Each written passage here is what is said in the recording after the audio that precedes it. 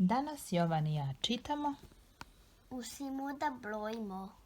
Ovo je Nina. Ona je pametna i fina i svašta zna. Na primjer, ona zna kako se peru zubi i kako da veže pertle i kako sama da se obuče i mnogo toga još. I uvek kada joj nešto date, ona lijepo kaže hvala.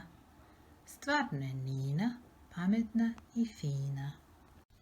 Međutim, kada je njen deka Jova upita koliko ima godina, ona podigne ruku, raširi sve svoje prstiće i kaže: Ovoliko. A koliko je to ovoliko? Upita deka Jova.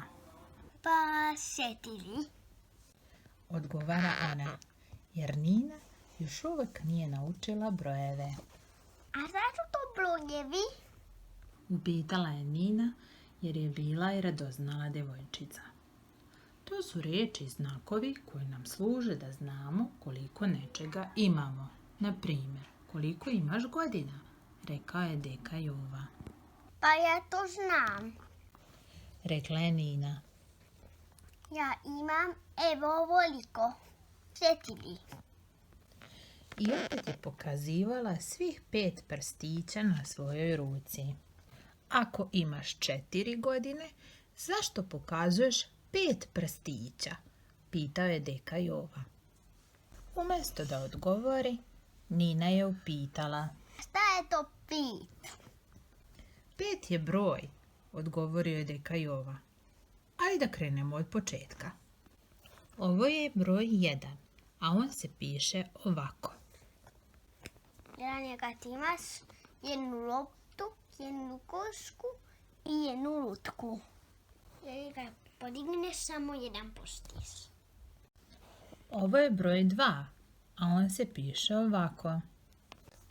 2 je kada imaš 2 jabuke, 2 buba male i 2 patike. I kad podigneš 2 postiša. Ovo je broj 3, a on se piše ovako. 3 je kada imaš 3 auta, 3 boje, 3 dometa. I kad podigneš 3 postiša. Ovo je broj 4, a on se piše ovako. 4 je kada imaš 4 bombone, 4 sape, 4 torti svisice. I kada podigneš 4 postiša. Ovo je broj 5, a on se piše ovako. 5 je kada imaš 5 bombona, 5 kikela, 5 snarisa. Ili 5 postiša na lusi. Ovo je broj 6, a on se piše ovako. 6 je kada imaš 6 pribiša. A za 6 prstića od svih 5 na jednoj ruci moraš da dodaš još jedan prstić na drugoj ruci. Ovo je broj 7, a on se piše ovako. 7 kada imaš 7 patolaka.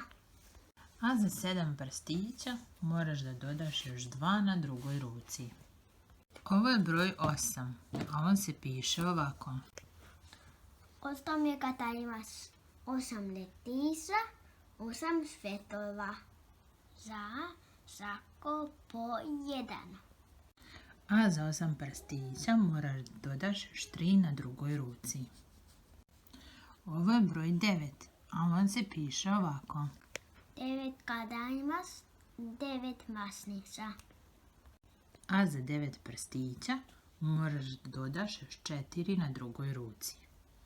Niko, a koji je ovaj broj? Pitala je Nina. To je broj 10, odgovorio je deka Jova. Nije. Rekla je Nina. To je broj puno.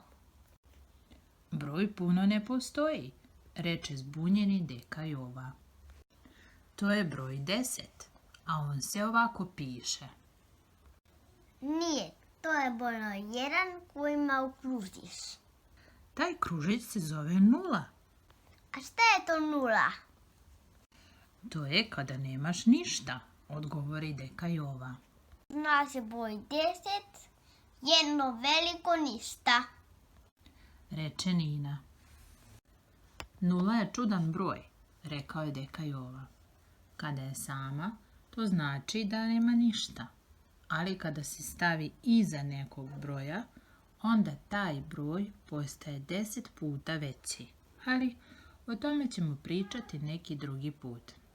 Hajde da provjerimo da li si zapamtila ovih 10 brojeva koje smo učili.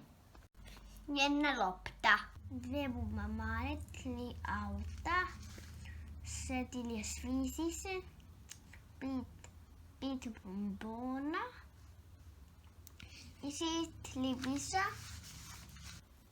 7 patulaka, 8 leptila, 9 masnica i još 10 petiša.